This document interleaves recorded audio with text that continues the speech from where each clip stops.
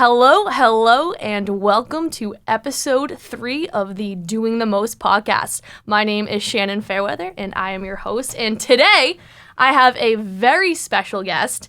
You may know him as the man with the golden voice. Okay. He has over 2.9 million Instagram followers. Yes. His own podcast. Yes. The voice of Buffalo Wild Wings. Former. Comedian. Yes. And overall entertainment personality. Bob Menery. You forgot about the listen, just because I'm getting older and 33 years old, do not discount my TikTok following. 3 million. 3 million on 3 TikTok. 3 million on TikTok. I can't even lie to you, I did not know that. That's huge. I repurpose all my content on there, and so I don't even know how to do it. Once in a while, I like to have some cocktails, and then the only time I'll do the dances are with my buddies around 3 a.m. when we're zapped, and but my TikTok game is strong. I don't care what anybody says. I have a fucking strong TikTok game, and the Sway House and all those guys better watch out because I'm coming for all. I of them. need to know, when are you going to get one of those hoop rings? I can't pull it off. I think you could. No. I think you could. I haven't seen the dance moves. Are the dance moves there? Terrible, horrendous. I usually just put a lampshade on my head, jump on a table, and swing my pillows So around. it's in a working hotel. for you. All right, Yeah, good once to in a know. while. Good to know. I will definitely have to give you a follow on there. What are you on there? It's just Bob Menery. Awesome, cool. So That's all it definitely is. check him out on TikTok. So as you know, we are here, the Doing the Most podcast, where we like to talk about how people can do the most in all avenues of life. And I think it's safe to say that you definitely do the most. Would you agree? I have pretty crazy work ethic that I've, I work pretty hard around the clock. That's why people think, all the time I'm getting zapped and being wild. But while I'm out, no matter where I am, a bar or a family party or blah, blah, blah, I'm always working. I'm always on my phone, which I need to kind of let go of a little bit because sure. the phone thing I'm pretty attached to it, but that's my baby. Like when that thing dies and Brett fucks up and doesn't bring the portable charger, got to call him out real quick. But, then business goes away. But we got a lot of different ventures that we're in, obviously I started from really scratch and nothing and been able to work my butt off and put myself in a position to, succeed. So. Very cool. Very, very cool. And on top of being an absolute workhorse, taking over on social media and working with a bunch of really cool companies, doing a lot of cool stuff, you also kind of seem like you don't give a fuck. You're happy to be yourself. You say what you want, when you want. Would you agree with that? Is that fair? Yeah, I think that I've already accomplished everything I want. Like, I don't have a high ceiling as far as like I'm just going to keep going and keep pouring in work and hope that things turn out and keep growing and growing. But I think I've already accomplished all my goals, in a sense of I've always just wanted to be when I was younger, I wanted people to know who whatever my talent is, whatever. And obviously I had a good voice and I had this little shtick and everything that I do. But, when you walk outside and people know who you are and recognize you in a cool, positive way for your talents or whatever it may be, or at least the hard work you put into it, I made it. The money doesn't matter to me. I'm not really motivated by money at all. It's more just about the game for me, but the money helps. And so. It's super cool to me because you've made it doing something that to me seems like something you genuinely enjoy. It's something that is genuinely yourself, at least. And I feel like when you do the most, in a sense, it really is just. Is that you always phrase do the most? That's the same as the show. That's us. This is the Doing the Most podcast. I did not mean to cut you off, but go ahead. I want to make sure because I want to use that at least 3 times throughout the course of the day. Doing the most is indeed the brand, and I think you fit us very well on brand because your personality and how you come across us on social media, it's very genuine. I'm as real as it gets on there. I have so much fun with that thing. Like the stories, I'm older too. I'm 33, so it's I'm an older guy, and I fucking am over there shooting things and doing dumb little skits and stuff like I'm fucking 12 years old. But I get so much enjoyment out of it. But when I started doing this, I'm I don't care how many people I have or whatever brands I'm working with or anything like that. I'm always going to put exactly out there how I feel or what I'm going through, no matter what. No bullshit.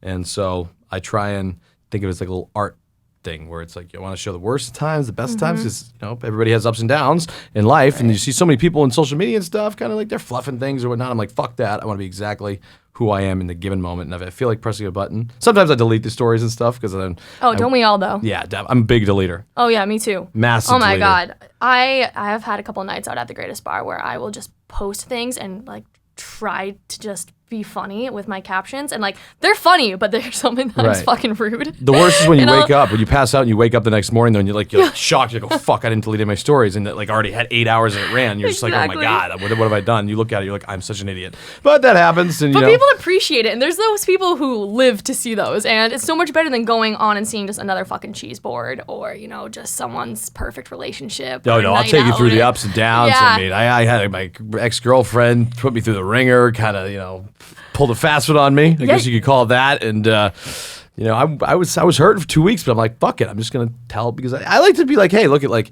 I like to communicate with people. Like anytime like DMs come in, and I feel like when you show your real self, people will message you and say the things they're going through. I literally takes a lot of time to like sit there. I'm like a therapist on Instagram sometimes, but I'm giving the worst advice. I'm not somebody you should listen to ever, but I'm like giving terrible advice. Exactly. So that's me. But so I was going to wait to bring this up, but you mentioned the ex-girlfriend, and you mentioned bringing that up on social media and how that was a very difficult time for you. Obviously. I mean, so many people can relate to that, but now that I don't know, it was pretty brutal. I'm not going to lie. It was. I mean, it was a pretty brutal one. I don't think everyone can relate to going through such an extreme breakup over social media with millions of followers. That's unique. I give you that. You definitely get a special star in terms of owning that title. I'm such an idiot. I think that cost me a couple gigs too. But yeah, no, I took for anybody that doesn't follow me or watch on a daily basis or whatever it is I got committed 5 months of my time to go to Boston and met this girl, and things did not work out in any way, shape, or form. And so I was a little rattled. I was more rattled that somebody could do this when I was actually a good guy. But again, I've done it I think once in the past, so I look at it as karma. Things do happen for a reason. It's just how the world works, and if it's not karma, it's for us to learn and grow from it. But my curiosities come from, how did your audience respond to this stuff? Did you find that people were, if not enjoying the content for pure enjoyment, relating to you in a sense, or appreciating the honesty and the pure vulnerability that was there? Yeah, it went both ways. So I have, you understand, 95% wild male, gambling, drinking, alpha male, probably like audience, blah, blah, for the most part. So there was a lot of like, stop being a fucking pussy, you're a pussy. And I was like, yeah, man, I know, sorry, bro, just going through some times. And then there was other times where like guys were like, like their profiles were all alpha male and everything. They're like, bro, I know what you're going through and all that. So like, I get a good read of like people too. I can get a good read of people through social media too, because it's not always, you don't always judge a book by its cover, because there were some guys that kind of softened up and opened up, and I was like, all right. Oh yeah, absolutely. And that's something I really appreciate about you, and I'm the same way. I wear my heart on my sleeve. I cry like 3 times a day. I'm going to start watching your social channel now, and I'm going to hold you to that. I'm going to see if you actually, but I'm done being a pussy. I just want to say that. I am so done being a pussy. I'm sorry to use that word. It's done. It's canceled. I'm fucking over it. I'm not doing it anymore. I can't. Pussy Pop's canceled. Because it might have cost me Buffalo Wild Wings.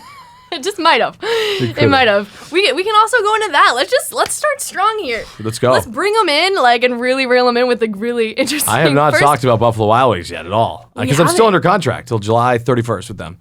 So it's an honor. Doing the most podcast is getting the tea. You're getting the inside of the chicken wings guy on TV. Oh my This is what you want. This is prime material here. How's that been? So bring us through it a little bit. I know that you've worked for them a decent amount of time, and like I said, man with the golden voice, also former voice of Buffalo Wild Wings. Mm-hmm. How's that journey been? It was cool. I mean, look at that. B-Dubs took a chance on me. We have a very R-rated, X-rated product where it's like, we swear and say things that, aren't really that brand friendly for corporate America. And what B-Dubs did was they took a chance on us. We're grateful for that, and we gave them, a lot. Our contract with them was basically plain and simple. We didn't really have to do much on the social media side of things, posting and all that, but we always made sure, like anytime I have a partnership with somebody, you wanted to win on both sides. So we went above and beyond for them. We gave 300%. It's just like, look, it's been 3 years since we were together. I don't know why, to be honest. They told us that they wanted to go in a different creative way, which is fine. You can't expect to be in a partnership for 50 years, right? Yeah. But I think that, they might have thought that we were trending in the wrong direction, and that might have been from those social media posts. But at the end of the day, I feel that like our stuff that we're working on, and with NASCAR, and with the NFL, and with a bunch of different stuff that we're doing, the podcast coming back, and our gambling deals that we're doing right now, I think like we're literally stronger than ever. So I truthfully think it was the biggest mistake they ever made in a sense, and like getting rid of us, because we gave them our whole audience, we gave 300%, but at the end of the day, we're grateful for what they did for us. Yeah. But I mean, come July 31st, we are done. You'll still hear my commercials. I mean, they were just running on the NBA playoffs, I think. And What are they going to do without you? That's my question. I don't know. Good We'll luck. see where they shift. But I'll tell you what, my voice was pretty annoying on TV because they had me screaming and all. I'm actually there is positives to this. The negative is I was expecting a check when I woke up that day, and they were like, "Yeah, no, not happening. We're all done with you." I'm like, "Great, cool, good to see you." Pros and cons, man. Like I was saying, that's life. When one door closes, another door opens. It was such an easy gig, though. Man, VO work is the best. Like, you just put the headset on, you go right in, you roll out of bed if you want, and you just put the headset on, they talk to you on the other end, you bang out. I probably worked like 65 hours a year. Right. That's it. And the money was great, and it was good, though. Something else will come from it. Something else will absolutely come from 100%. it. But what confuses me is what's more on brand for Buffalo Wild Wings and eating chicken wings than Heartbroken Men? You know what? You're a genius. I knew you were a genius. Maybe I can have one last. Maybe I can try one last pitch to them. But no, I'm not crawling back. What more do you I'm not want crawling than back. when you're a shallow shell of a human being than some greasy ass chicken wings? That's true. I agree. Their food is, so we'll.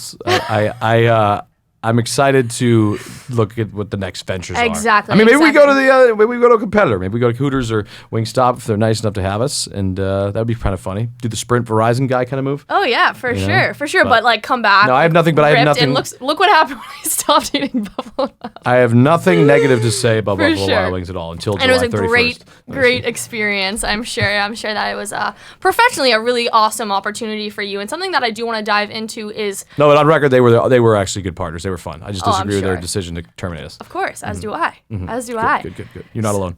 So something that I want to hear more about is you essentially were an overnight sensation, and I'm sure you've told this story a multitude of times at this point, but if you could just give us a brief overview of how you went from just kind of a normal guy to a celebrity so quickly. I didn't go from a normal guy. There's no way. I tell you what, I was not a normal guy. I was a man with massive addictions. I was a man that was sleeping in his car for 2 months straight. I was caddying at a country club, and I hate telling this story, but I'm telling it to you because, I get asked this question every day when I meet somebody. I'm just like, and I actually come to the point, it sounds like douchebaggy, but Travis Matthew did a great piece. It's on YouTube. It's like an 11-minute piece of my life in 11 minutes. And I feel like a douchebag. I'm like, hey, can you just do me a favor? I can't tell the story because when I tell it, I have to tell it so complete. No, but here's the YouTube link. I'm like, I'm I feel not like gonna lie. I know the story. Yeah. So like, if you just want to. No, yeah, I'll tell you, of course. By the way, your mother's the best person in the world. She invited me out here to do this with you. She was actually, your mother was one of the first people that ever found me and reached out to me and was, so I'm forever in her debt, and we did some stuff together, and she is the greatest person. Her eye for talent is incredible. She snagged me up real quick, so. No, it's incredible. It's ridiculous. Camille Kostek, Mikey V, who's on Kiss 108 now,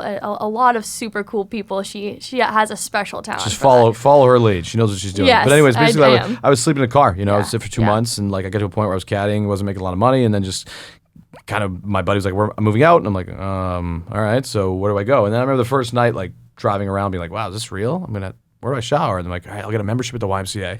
So I got a membership at the YMCA for like $30 a month, and I would drive around nice neighborhoods in LA and look for a place to park. And you can't really like sleep in when you're sleeping on the street. Garbage trucks go by, and people are going for walks, and it's kind of a self-defeating kind of like moment where you're sleeping in a car. You don't want people to see you. I did have tinted windows, which was great, but a member gave me a car. I was in there for 2 months. I had some very interesting nights, and when I say 2 months, it was like 2 months straight, pretty much. Of course, there was an occasional night where my buddy's like, I got a hotel. I'm like, sweet, I'm gonna come over. But yeah, and then ended up basically just really, really rock bottom. I had a flat tire on the side of the road. I was like, couldn't move my car. My buddy found me, called my parents, called my family at 28 years old. Was like, Bob's got to go home. And I was like, yep, agreed. Went home, filled out an application for a liquor store because I needed a job for $11 an hour. Went to my buddy's house, kind of had a video kind of pop off of me doing like Aaron Rodgers, Tom Brady, ESPN, the whole broadcaster voice. And it went viral, and that's where the golden voice thing came. And then from there, I created social media accounts because I had them before, but I wasn't that active on them. And then I started creating what sports announcers want to say but can't. And I remember like the first ones, I would post up the phone on my mother's mantle, and I would like be like, so today we're gonna look at video game glitches. And I started off doing video game glitches, like when you're playing Madden and the guy like he runs in for a touchdown, but for some reason he's missing a head or his arm flies off. Like, and I was like, why is the announcer not saying that his arm flew off? Obviously because it's a glitch. But I'm like, and that's how it started. And then I carried it over to just like clips and stuff, and it doesn't take me that long to do those. Like they're like a minute, 2 to do, and so I'm like, what do I do the rest of the day? Because I reach millions of people, obviously from like 2 minutes of work, which is cool. So I was a very good networker throughout the time because I realized that's the most important thing is, who you know. And Obviously give as much as you can, not expect a lot back, because what I'm very good at is connecting people. So like, whatever you may be doing or he may be doing might be a good fit for each other. And, I'm good at connecting the dots. And then, which is a great skill to have, a great people skill. And I think, to bring it back to my mom again, she's really good at that as well. And I think that's one also of the something best at it. I'm also really good at too, and also working on becoming really good at. But you talk about how you were in California, and I know that you want to be an actor. How was that experience out in California? Because personally, I do not like LA. I mean, I didn't do anything. When I went out there to be an Yeah. actor, whatever, and then I started caddying, making a little bit of side hustle money and whatnot, and I just kind of got taken away from it. Obviously, I did some bad things and wasn't the smartest decision maker with drugs and all that stuff, and don't do that anymore, thank God. So, but yeah, I didn't really do much acting. Like I went out there to be an actor comedian, and I didn't do one stand-up show. I didn't do one audition. So I don't really think I went out there to try to act. But I did go to New York and study acting school and all that, and I was actually it was cool. I would like lose myself in the scenes and like do all the method acting and all that stuff and try and like visualize stuff. And so, but yeah, now that's cool though, because I think that I'm at a point now where I have such a large audience that like with Billions, we did the show Billions with Rich Eisen. You did the show Billions? Yeah, I got to play myself in Billions, which is pretty cool. And what it is basically, think about it, like a lot of these movies or whatever, they want to sell tickets, right? Absolutely. So like, if you put me in the movie or the show, it's going to help probably sell some tickets. Yeah, you so promote it a even little bit part. So I'm going to dabble in the acting stuff. I have a lot of different goals that I want to accomplish, and that's one of them. So I'm not like I want to win an Oscar or anything. I just want to like. But why not? You No, totally that's not happening. Nope, can't. Unless I'm playing the Joker at night. Definitely won't. Definitely won't happen. Definitely won't happen. I got Brett over here recording my whole entire thing over here. Sorry. He's working. Come on, you want him to work. He's working. That's true. But I mean, if you wanted to act again, hardcore. I'm thinking about. I'm gonna do little spotty things. I also want to do cool things too. Like Game of Thrones would be cool. Like so out of nowhere. Yeah. Or like not. I don't think I could do like a lead role. Would you want to though? No, I think it would require too much time, and it's just like right now I have so many things going on, so it's like maybe down the road. You definitely would have to. I mean, think about some of the people who have just like completely shifted career-wise because they can and because they have a name and because they have a personal brand, which is absolutely what you have. We do. And something you were talking about was how you liked the visualization of the acting. Like Matthew McConaughey, I don't know if you're a fan or not of him. He would always find his guy, and he would essentially just become his guy, and like acting became so much fun for him because he so much identified with his guy. Yeah, it's crazy because when you were, because I actually, by the way, I was a very good acting teacher. I don't know if you know this. I could see it. I was but I was a fake acting teacher. How so? I needed money, and I went to the library in North Andover and pretended I was an acting teacher. Did I ever tell you this, bro? I fucking pretended I was an acting teacher. I charged $25 an hour, and I would coach actors. They'd come in, and I'd like work on monologues and stuff with them, and like. And so, but I'll tell you what, anybody who gives me shit for that, guess what? Everybody fucking re-upped for a second lesson, all right? So nobody was a one and done. And actually, my student won the Academy Award. No, I'm just kidding. No. But, no, yeah. I had Brad Pitt came through. Yeah, exactly. It was Shia LaBeouf, Brad Pitt, Tom Hardy, taught them all. I deserve all the credit. No, but that's what I did. I'd be the library and $25 an hour, but everybody did re-up. You got creative, that's for sure. And I think that's something that I also... One, just how open and normal you are, and how there's really just no filter. There's no really reason. I love when people say that though. Like I love how normal. I'm like, why? What am I? I'm just a fucking dude that has millions of followers on Instagram. You know what I mean? I'm not fucking like Tom Hardy or fucking DiCaprio. What the world has gotten to though. What the world has gotten to. Well, it's because people just have stupid egos where they're just like they're trying to be the man. It's like, dude, fucking simmer down. Nobody gives a fuck. Yeah, exactly, you know exactly. I mean? But for me, more it's the censorship, everything, and like. Real conversations can be hard to find, specifically with people who are nervous about their personal brand and their partnerships. So the fact that I hope you value what has happened with Buffalo Wild Wings, because if it happened because they no longer identified with who you are genuinely, and that's what's so awesome about your social media is that you're genuinely yourself on it, then fuck them. Yeah, I mean, at the end of the day, yes, it is true. You say fuck them, but then you're like, shit, I need to make fucking $500,000 for race to put into racing and all this stuff, and those brands aren't there to help you. So it's a fine line. Like, there are times where you got to scale back a little bit on stuff. Like, immediately when I first came out, I was like, Dustin Johnson ripping bangers in the fucking back, doing rippers and blow and hookers and it's a character that I do, so I can never get in trouble, I don't think, because it's like watching a movie, right? You watch a movie with a character. I'm playing a character. It's not me. It's being like the voice of Peter Griffin doesn't get in trouble. Right, exactly. He can say anything he wants. So that's what it is. And then I also have a color commentator that that is Peter is his name, and so everything gets blamed on him if anything bad happens. I Yo. have a fake color commentator. Yeah, it wasn't you. It wasn't you. So, Yeah, so you but talk he- about but he exists. the things you want to do next and what the next goals are. You mentioned race car driving. Tell me more about that. NASCAR, yeah, we got into NASCAR. NASCAR is a massive, massive, massive sport, massive audience there, and I have very competitive juices flowing through the veins, and I got in NASCAR and I got hooked, and look, the goal is to win a race, and we are not looking good right now. I didn't realize how expensive it was. It's very expensive to win a race, so you're competing against, like, for the first time. Credit to our me and Brett and Jack and Zach and all those guys. We got a main race though. At least our car did not make it. The tire exploded. Really? But yeah, I mean our engine is like Fisher Price, $10, and we're going against Denny Hamlin, who has like a $50 million FedEx like fucking super boomer jet engine, and we're trying to beat him, and that's just not happening. So, yeah, I mean NASCAR's great. We're in the New Hampshire race on the 17th, and I'm gonna try and get a little engine power on there. We had a GoFundMe. I hated to do it, but we're doing a $50,000 raise, and I did. If you donate $10,000, you can come to the race and get zapped with us and all that, and a bunch of other shit. Don't usually like to do that stuff, but also I don't give a fuck about false pride or whatever. I just I want to win. Yeah, So- and it's a dream. I just need to fucking win a race. It's a cool new goal. Yeah, but it's fun. So I'm hooked fully. It's like, and I have an addictive personality, obviously, based on the stories I told you before. So yeah, I'm pretty hooked on the sport. So if people want to go in, contribute to the dream, where can they do that? I don't even want to lead the link. You know what? Fuck it. You just got to find it. I Yeah. hate even like promoting Yeah. it. Yeah. I'm so fucking sketchy. I mean, I've Cool, deleted cool. it 7 times. I'm like, Brett, Yeah. what do you think? Is this bad? Do I look sketchy? Do I look sketchy? And I'm like, fuck, delete it. All right, put it back on. Put it back on. Delete it.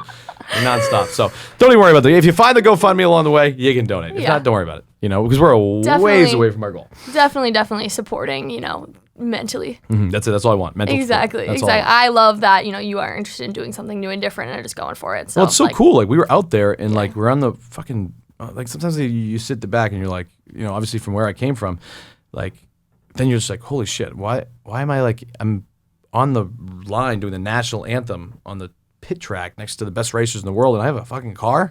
I'm like, and I'm have my hand on my chest and there's jets flying over. I'm like, what the fuck is going on in my life? What have I done? It's all a blur. Like whenever it's like, oh, have you enjoyed? I'm like, I don't know what the fuck's happened. Yeah. I don't know what's happened in my life. Like I've been so just caught up and just because I'm nonstop that I haven't had time to really process it. When we hit the podcast thing, when I hit #1 in the world in sports category, that was a cool moment. That was one moment I was like, fuck, okay, I got something here. And so, it's not a lot of times where you actually try and embrace it. Like I'm over the fact now when you go down the street and people are like, hey, Bob. Like, in the beginning I thought it was it's cool. But like in the beginning it was like, you would go out, I remember I would walk around like and have people notice me and stuff like that. And it was cool. And like now it's just like cool. But sometimes people can get a little rowdy and drunk and get yes, weird. it definitely hits different a little bit. Kind of like 5 years later. Is that how long it's been? I think it's been like four and a half years. Not a long time. Not a long time. But getting to that point now where we got to get cooking. Yeah, I can't be using that anymore. I was like 2 years ago, 3 years ago, Yeah, 4. Now it's yeah. like, all right, we're expecting more, Bob. Fucking 4 years. Mix it up. And if you ever feel like not stuck but even just with the Buffalo Wild Wing things and the change of things, what they say, like you go up and then you got to go down a little bit and then you just go up a little bit. Are you giving me a higher. TED Talk right now? I definitely Are could you giving be. me a TED Talk? I like it. You're like, definitely like my could therapist. be. I'm like, but I I'm know I big. just can't take it anymore. just- I need to sell chicken wings on TV, Doc. So yeah, It's true though. Like the next big thing is coming as long as you just can see it that way. we got a big deal hopefully pending right now in the gambling world, and we obviously I think we have a very our audience is sports gambling is exploding right now, and you see the deal that Dave did with Penn and whatnot, and so we got a couple deals pending right now that could be good. That could just replace B-Dub, so we're happy. #DraftKings. I am an investor, so DraftKings. Matt Kalish the man, but Matt doesn't want. No, I'll call out Matt. Matt does. I don't know what it is with Kalish. Kalish is. It's so funny. Me and Kalish's relationship. I see him. I've gone to him 15 times with the pitch, and I actually credit to me. I was the first person to bring DraftKings into NASCAR. Wow. My deal was a lot smaller than the deal they did with Jordan and Bubba Wallace. But at the end of the day, Get him on. I think That's I was. it. That's it. If you went on, I'd No, probably make Caleb's some money coming off on that. here. Caleb's coming on here. He can defend himself because I've pitched him 15 times. And I think he's dead wrong. I think we'd be a great fit for DraftKings. I agree. And I'm mad. Let's get doing the most in there as well. Yeah, we'd be doing the most for DraftKings, Kalish. I would love to be involved with DraftKings. That would be a cool one. But like I said, there's so many different opportunities out there, and you just kind of find the one that fits best with your personal brand. And something that I think is there's something genuine about people from Boston, and there's a certain kind of a mix of alcoholism with pure realness. You say I'm an alcoholic? I'm saying Okay, it's okay. I am. It's okay. Don't worry about it. I'm not an alcoholic, but I do drink. See, I think an alcoholic though, you have to be like not productive.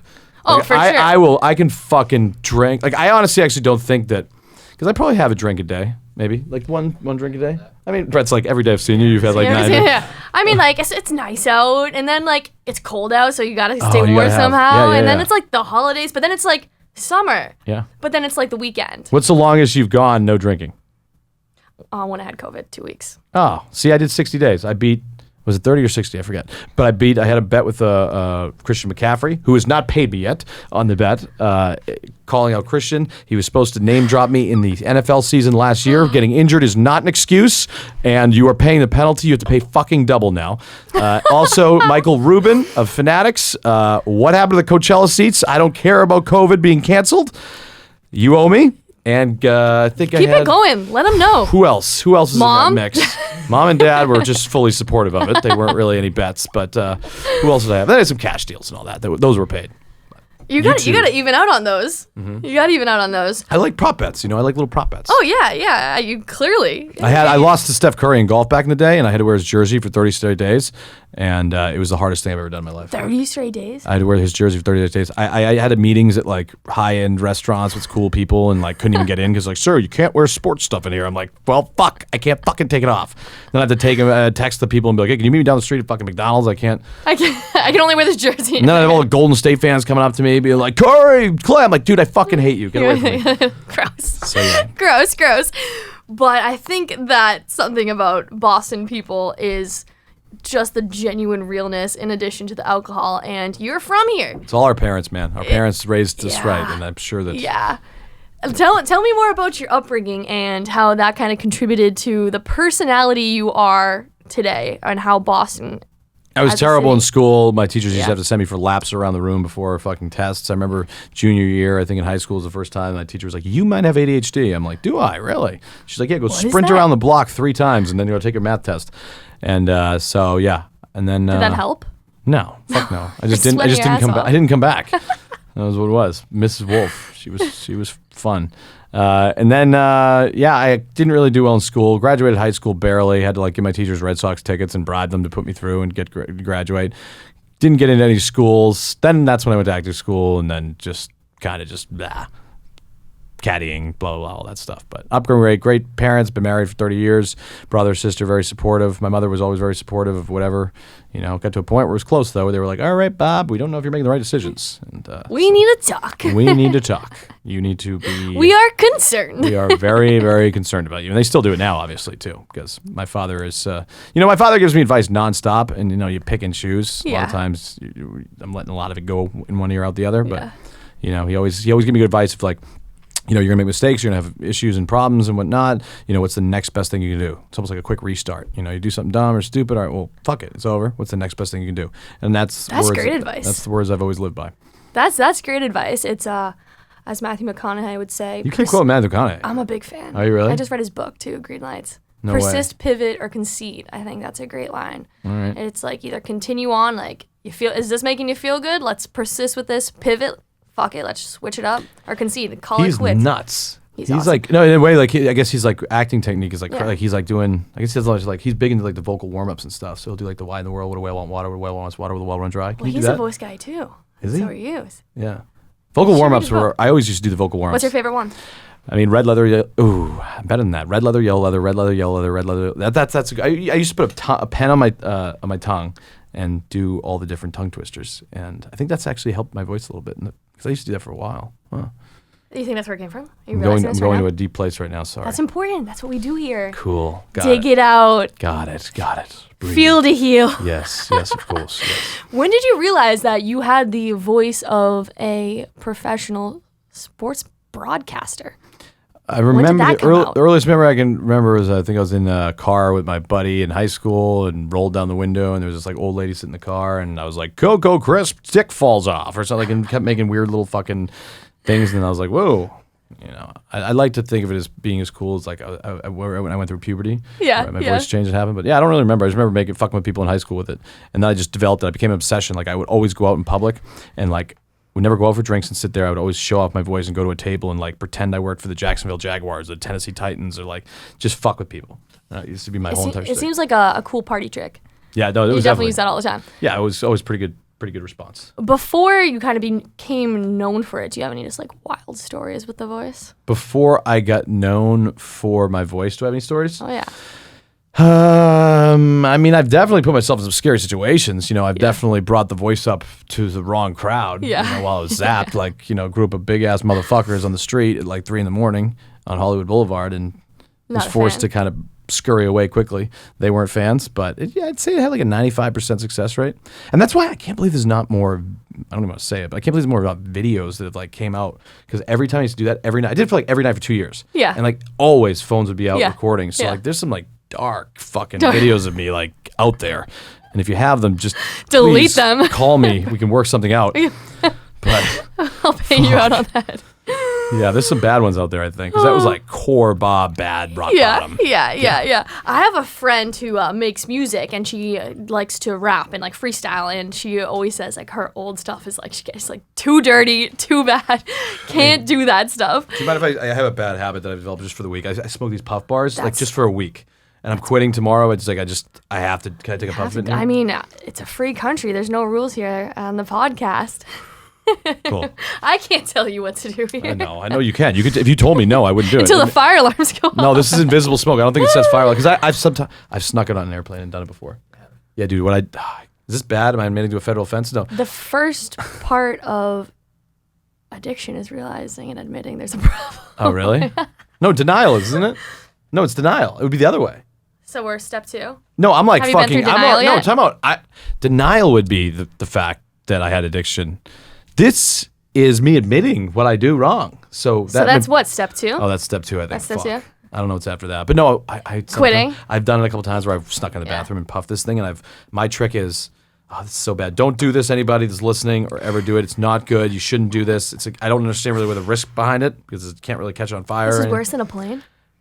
I go into the bathroom sometimes and I'll take a rip of it and I'll flush the toilet because I don't know if I'm going to set the alarms off or not. Oh my God.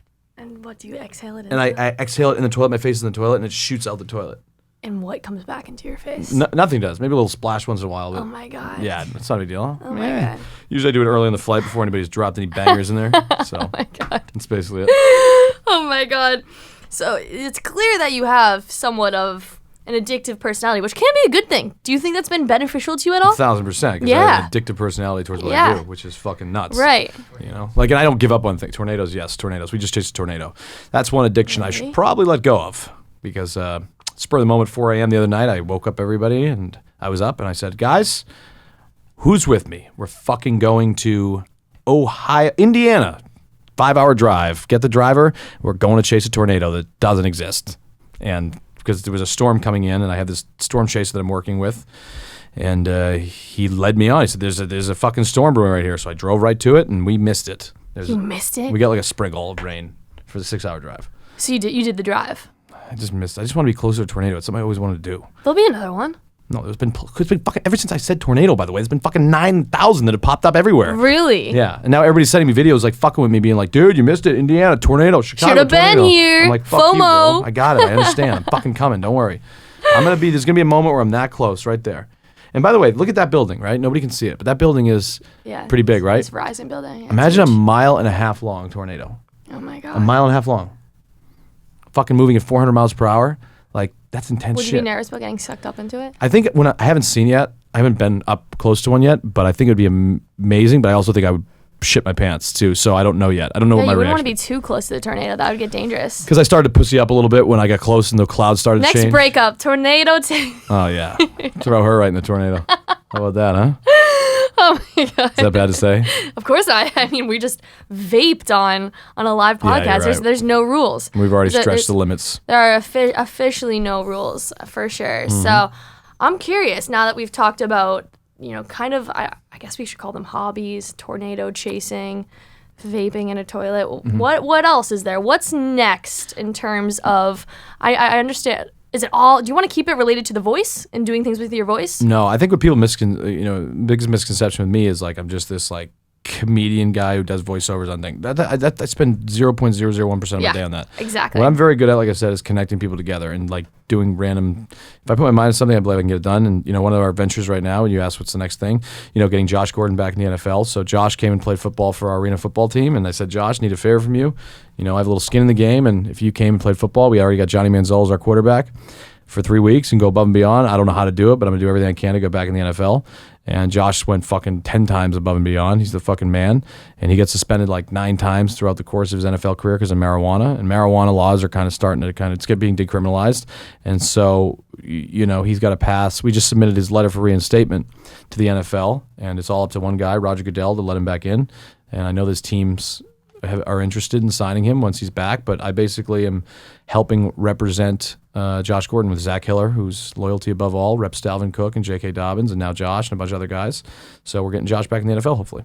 It's the right thing to do. Pretty crazy. Could you imagine what your, 18-year-old self would think of you right now? Probably pretty impressed. 18-year-old self, I would believe it. Yeah. 28-year-old self in the car would not believe it. Would not believe it. No, that was giving up hope almost. So, 18-year-old self, I was like, yeah, I'm going to fucking do this shit. But not 28.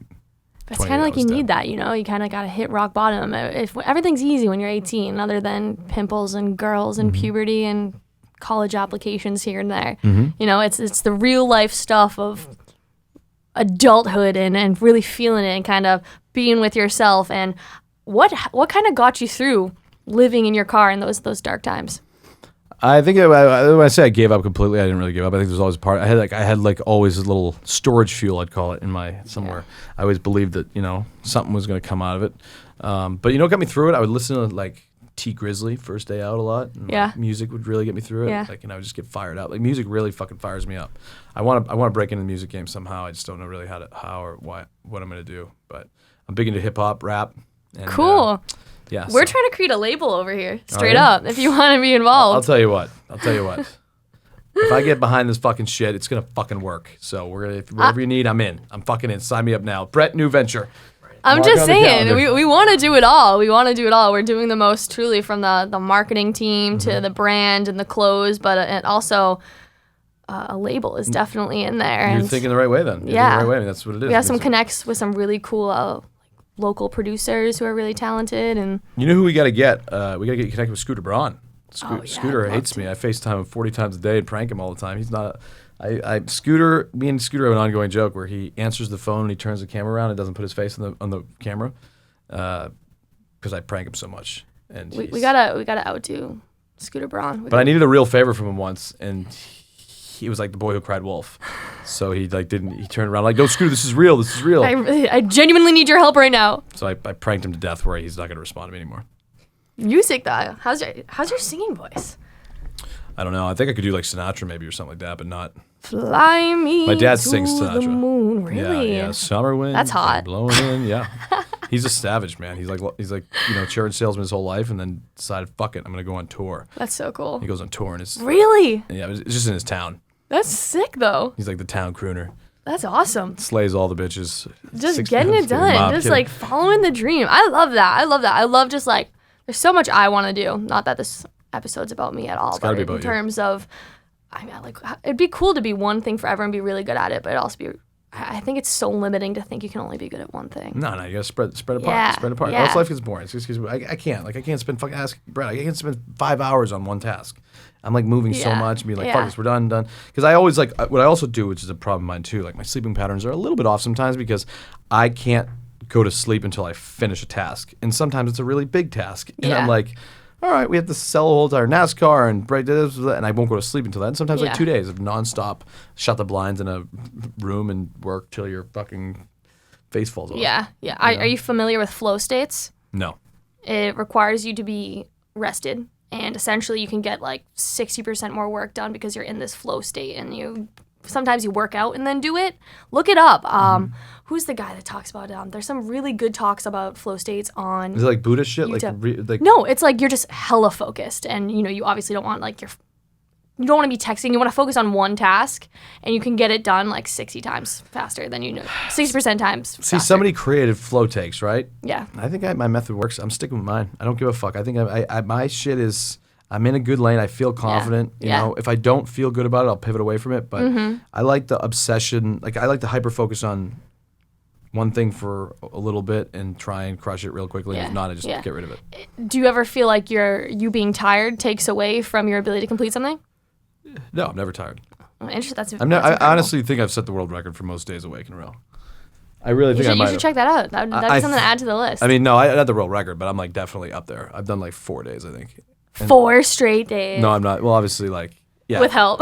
No, not well. You know, I am prescribed Adderall, which I take. I don't abuse it that much, but you know, I'll take it if I have a big task coming up that I need to focus on. I'll take one of those because it actually does really, really help me. You know, but it also has a lot of cons too. You eat like a crouton for like 3 days straight. You know, so that's that. I'm so intrigued by the work method of you and everything. I'm a fucking madman. It's crazy. I know. How's if you don't mind me asking, your mental health? Mental health doesn't even have time to check in my mental health because I'm so fucking busy. Yeah. I mean, so it's. I don't like when I do have to go to bed and I lay down. I'm just like, God, I hate this because I enjoy being awake so much. Yeah. I just love because life is fun because you never know what the next moment's going to hold in my life. You know, you get a call from so and so. You could have this opportunity. You never know, and that's the cool thing about the position I'm in right now is anything can happen any given day. Yeah. Good or bad, but. So when it comes to because as much as you might want to act like it's not, sleep is essential to your overall performance and well-being. Whatever. I die at 40. So if you want to enjoy going to sleep a little bit, I think something that'd be cool for you is and like your catch right now, I'm a little bit of a not Buddhist, but like a little gratitude practice would be cool. You picture me fucking doing the Indian position, fucking doing meditation? Yes. Are you out of your fucking mind? Yes. Check out Vision Lakani's 6-phase meditation. Yeah, no, I am fucking all set with that. What I'll do is I had Soothe. There was this app Soothe that was good. I got you get a massage, come to your house, and I would get a massage at like 9:30 and roll into bed at like 10:30. That was that helped. But then I got somehow my account fucking. And by the way, too, it sounds so sketchy. My Soothe account has gotten flagged. And I'm like, I've never done anything sketchy. And it looks so bad. I'm like, somebody's like, yeah, you want to order a massage? I'm like, I can't. I'm suspended. They're like, why? I'm like, I didn't do anything wrong. I'm fucking pissed about it. I don't know why. So fucking Soothe. If you're out there and you're fucking listening to any of this shit, fuck you. Fix my account. I've done nothing wrong. And it's sketchy, especially with the Deshaun Watson shit and everything now. You're restricted from the massage app? Yeah, like it looks really bad. Like it looks like I fucking did sketchy shit, and I'm like, no. First the breakup, then the Buffalo Wild Wings. Now it's going downhill. I'm plummeting. I don't know. I don't know why you want me on here. I'm becoming so relevant so fast. I'm done. This is great. This is going so well, and you are doing super well. And that's the only thing I'm saying. You should definitely recognize how well you're doing because it happens. These people start to do really well, and then no, I know I'm doing well. Depression, I do anxiety, suicide, drug. You don't want to go down that. I would hate to see that happening. I'm not gonna go down that road. I mean, the drugs are done. I'll never care about you already. The drugs will never happen again. Yeah, I can promise you that. That's just something that because I've had opportunities. I've been like, now you have more money. You could not happening again. Drugs are out of the picture. Good. Do you have any bets? You seem very serious about your bets. So if there needs to be a bet in place in terms I do of like we just went to the casino for an hour. I try and limit the gambling stuff. I've gotten hurt before on a couple big bets and stuff like that. But I'm too busy now to even do anything. And there's not enough motivation to like bet. I can't really win enough to really make myself satisfied. I don't think. Yeah. Yeah. Like you said, money doesn't motivate you. So like. You can only kind of lose. In that situation. Exactly. And then you win the other way. But I do like gambling. Gambling is going to be a very, very big part of my life coming up and all that. And there's times where I say I don't gamble, but I'm like, fuck, I bet like $25,000 in the Super Bowl or something crazy. But everything in moderation. Good luck trying to convince me that. Good fucking luck. Accept success and business and friends. Right. Sorry. Occasionally tequila. Oh yeah. No, what's your drink?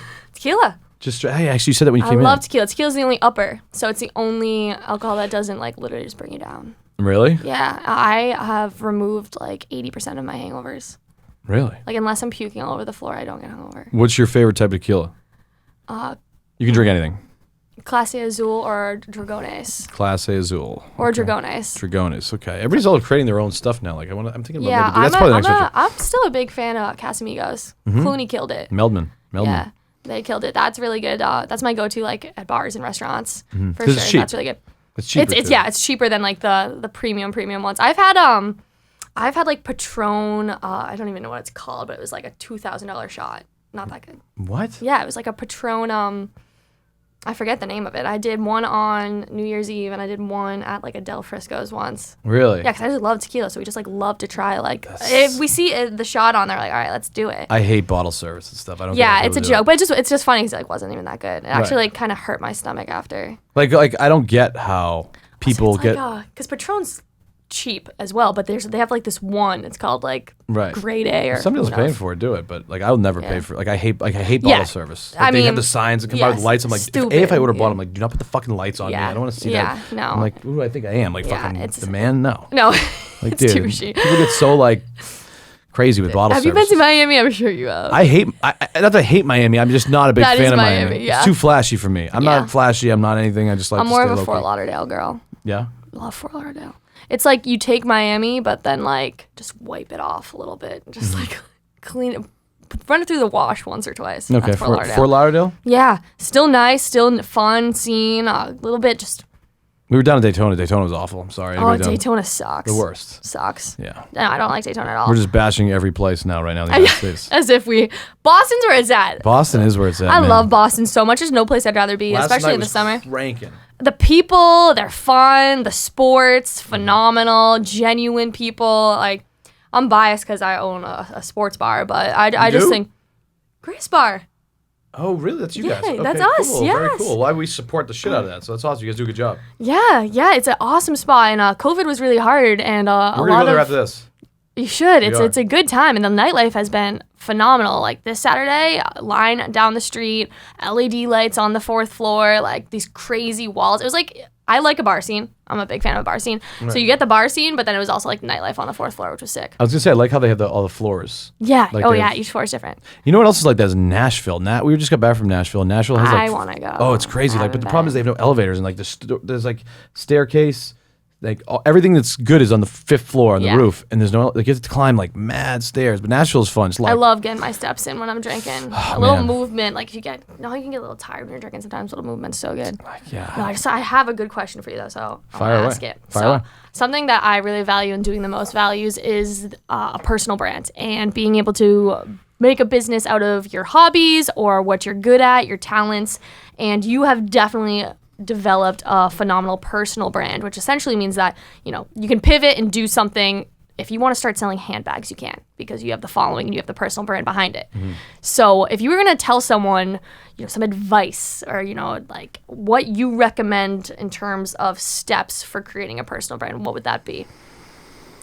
I think you have an ultimate vision in mind that you want to do, right? Obviously, if you have whether it be a clothing company, whether it be whatever, but I think what you need to really get good at is you have to understand the beginning stages. You have to give a lot and not expect a lot back. So you have to. What I mean by that is, like for instance, if you're setting up two people that are meeting each other, like, hey, I know this person here, I know this person here. I'm gonna try and find a way to.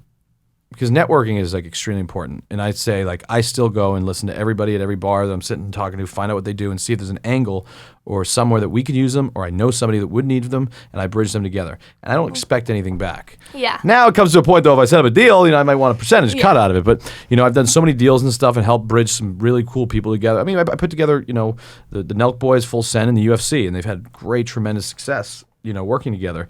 And, we went to Abu Dhabi and we did that whole tour and song and dance and whatnot. And you don't expect anything. You got to give a lot and you got to hear everybody and figure out what other people are doing out there, whether it be, no matter who it is, and see if they can add value to what your ultimate goal is, starting your clothing brand and whatever, and just thinking outside the box. And but I think being a connector is a very important tool that people understand. Everybody thinks about themselves and here. It's like what I was giving. So then I had street cred and I had respect. Like, all right, like Bob put this together, Bob put that together. This is the guy I want to go to if I need something. Then everybody will return the favor, whether it be a monetary thing or whether it be, if you need them down the road. So that's the best advice I can give is work on, if you don't know exactly what you want to do right now, work on helping other people and connecting other people together and everything will fall into place.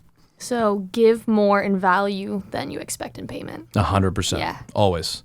That's the Until go-getter it right there. gets to a certain Yeah, of point course. there, Mr. Dana White. But I'm just kidding. But when you're getting started here, Exactly. that's a cool way to do things, and I think that's definitely done you well. Who has been some of the favorite people that you've worked with? I love Dana as much as I want to admit it. Dana's the fucking man. You know what he did with COVID and the UFC and everything like that is awesome. He was. I mean, I remember talking to very high level people that were telling me, big fucking dudes that were like, Dana's making the biggest mistake of his life during COVID and not having these fights out there and all that. And guess what? Look where the UFC is now. He took a risk and took a chance and said, fuck it. Obviously COVID's a real thing, but we're just still going to let the world go on. And, I love that. Dana's one of the guys, Jack Wiggum, who's one of my agents, the fucking man. Brian Zurif was a big person in my life. Brian Zurif was the guy who taught me everything I knew. Brian is a producer, actually just created Tiger Phil, the match, and created Ray Donovan. He's just the most street smart, knows everybody, and master at what I just talked about was bridging people together and connecting people. Yeah. And Brian is just a fucking savage, and I would put him up against anybody for maybe one of the best deal makers on planet Earth. So him. And then Zach Hiller is my manager guy who's great, who's day-to-day, who's just fucking a hustler, street hustler. We got a good little team here, so hopefully we can start fucking executing. Good people are the best, especially people that you can have fun with. And my mom was telling me, are you friends with Jake Paul? Is that true? I'm not close. Logan, I'm really good friends with. Yeah. With Logan. Jake, I ran into once at Craig's, said what's up to him. He said what's up. I mean, I think he knows who I am. And I know obviously who he is. Yeah. But Logan's my boy. Logan's a great dude. And they've done a great job with it. We actually have a new coin thing that came out. And it's not like one of these coins. It's tied to a cartoon and all that shit. Yeah, so I heard about this. It's pretty fucking cool. It's going. Should I invest? I've lost some money in I don't know. I mean, the past couple of weeks. I don't know. I mean, I don't know enough about it, but I think that anything that Logan does, is pretty successful. So I kind of jumped on the bandwagon with him, and we'll see. I watched both of their fights. Did you? Pretty entertaining, yeah. Dude, I was so impressed with Logan. I don't care what anybody says. I don't give a fuck. Like, to be able to, you see all these influencer fights and everything, like they take one punch and they're just out. Like, he fucking stood in there. He took some hits. He got hit, but he's huge. He got big. He took it seriously. I mean, that's what like psychotic, like Logan has a psychotic work ethic. Yeah. And anything he touches is gold, pretty much. So. Yeah, because he put so much effort behind it, and I definitely respect that, and I definitely respect the just what they're creating in terms of their personal brands, because, like you said, anything they touch can turn to gold, and yeah, they're on another level right now. Yeah, it's dope. It's really, really cool, and I just think that in terms of following like passion and just doing something you find cool, like I think that's awesome. It's kind of like what you're doing with NASCAR. Yeah, I mean they're definitely came into the fight game and they've done it so far perfect. I mean, they played their cards perfectly right, whether or not you want to say fights were fixed or whatnot. I mean, they know what they're doing. Yeah, what are your thoughts on that? The fixed fight thing, I think they're just going to set up the situation. Like the Ben Askren fight against Jake Paul, everybody thought it was fixed. I mean, I think that this is the situation. Whether it was fixed or not, I think you were just like kind of a knucklehead to think that, like look at it. If Ben Askren wins that fight, where the fuck does that fighting world go, like for them and the platforms that they're building? It dies if Jake loses. Yeah. So you're going to keep Jake winning. You're going to put him in fights whether or not they're fixed or not to keep winning. But he hasn't really fought anybody that impressive at all. So we'll see when he does. Did he fight Tyron Woodley yet or something? Is he fighting? It's coming up. That'll be a tough one. That'll be a good test for him to see. Will that be on Triller? I don't know. I'm not sure. I liked the. It was a little obnoxious, but the Triller, just overall production I thought was pretty well done. Yeah, Ryan Kavanaugh is the CEO of Triller. We helped out with the promotional side of that stuff, and Triller. They do the TikTok kids fought too. I think they had trouble getting paid or something. They didn't get paid. Really? Yeah, something happened. I saw the D'Amelios out there. I don't know those people. I know I took them out to dinner once, like Addison Rae and Bryce. And you took them out to dinner? Yeah, it was one of my. Nah, Dana White did. UFC did. I had to play, and then I realized they were all like fucking 17. I'm like, all right, we gotta take these back. No champagne bottles. I'm like, I almost crushed the UFC. You go home. You go. No, it was good. They're it's crazy the world now, man. How that girl is like massive. Addison Rae, how many views she gets and everything. And then she starts creating music. Like it's just, I find it so awesome. Like, it's just the possibilities. You can do anything you want. Yeah. You can do anything you want. The hardest part is starting. You gotta find a little starting point, get the ball rolling, and just keep grinding every single day, and shit's gonna happen if you're a good person, No matter what, you do the right thing, good things will happen. That's good advice. Mm-hmm. I like that. 100%. I like that. So I don't want to keep you talking for too long, as much as I could talk to you all night. Listen, I'm all yours for your mom. You're good. And for yourself as well. Thank you. It's been a privilege and a pleasure. Mm-hmm. But if you wanted to kind of wrap things up in terms of where things are going for you, and if you were to listen back on this podcast right here, like 5 years from now, where do you think you are? I would like to build the first ever R-rated sports network and go to the leagues and try and get the rights to use their product, but I also need a superpower behind me, so hopefully one of the casino deals that we can do will super fuel it and be able to provide the funding to be able to attain the rights to use their product to do what we want with it. So that would be the cool goal to be able to do that. That's so cool. We'll see. But you definitely need a powerful backer, but with the way the world of sports gambling is going and all that, they're going to be very relevant. So you're talking like kind of your overviews, your sports broadcasting, but on like real TV. I'm not disclosing any of my visions or anything in that category, but I will say this. R-rated sports network. You can try and fucking do it, create it, but we're hopefully we'll be first to the punch to do it in the right way. Yeah, no, and I couldn't think of somebody better to voice it than you. I mean, we're there, we're ready. It's our time to shine. And that's what I loved about the whole Triller performance, like with Pete Davidson and everything. It was just very raw, and it was funny, and it was entertaining. Yeah, they Weed Map sponsoring it. That's what people want to see in a sense. Like Weed Map sponsoring it. They, but you could say whatever you want. You had Snoop Dogg in there. It's fun, playful. The world's too tight right now. Anyway, I agree, and like that's what we're trying to do over here too. Just some like real shit. But I also think the world's going to fucking hell as well. Yeah, like everything being legalized. Like oh god. The world might be on fire in fucking 5 years, but so yeah. Properties in other countries. Man, oh man. We shall see though. Amazing. So thank you so much for coming on. Any final words? No, just make sure you let us know where to promote all this shit. We're gonna fire it up for you. We're gonna get you guys just up. wait. This is gonna be. I really appreciate you coming on. This means the world. This is my dream in a very large sense. Just to get amazing content out there and share your insights. So thank you again, and I look forward to working with you again sometime in the future. 100%. And everybody listening, do not listen to a word of advice I gave you. It's not. That's it. Absolute pleasure. Fake news. Thank you so much.